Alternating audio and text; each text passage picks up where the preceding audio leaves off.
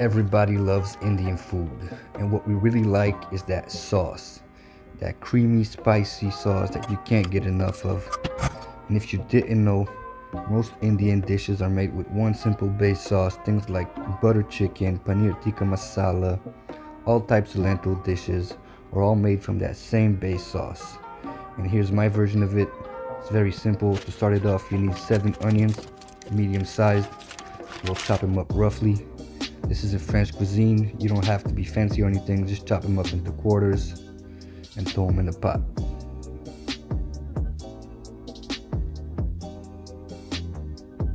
Next is the carrots. Carrots add a nice sweet and earthy aroma to the base sauce. So just chop them up roughly and throw them in the pot.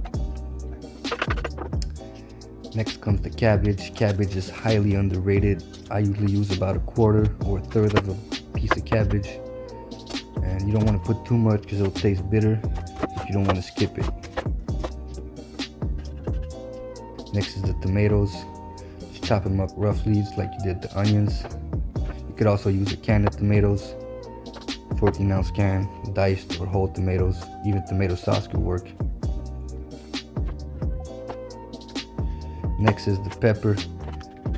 I usually use a red sweet pepper, but today all I have is a hot green one. I'll just take out the seeds and use it. Next goes ginger and garlic paste. Use about 2 teaspoons. You could put a little more, a little less. Then cumin, coriander, 1 teaspoon, paprika, turmeric, and last but not least, garam masala. I also like to add whole spices. Here I got whole cumin and whole coriander seeds. Next is the salt. You could add a big teaspoon of salt. I usually add a little more, but today I got salted butter, so I'm using 1/4 cup of butter, and then 4 cups of water to fill up the pot. This is like a soup basically.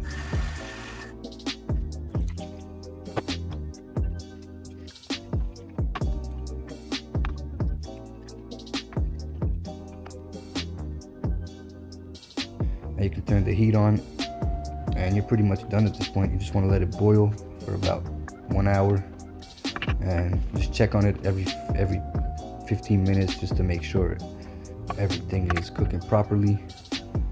And that's it. So while you're waiting, use that time to clean up your spot, call your moms, your girlfriend, whatever. All you gotta do is wait. After about an hour, you can smell it all throughout the house. You can see it's getting ready. I like to pick out a carrot because it's the toughest vegetable, and if I could poke through it with a fork, I know the whole thing is cooked. So at that point, I just pull out my blender.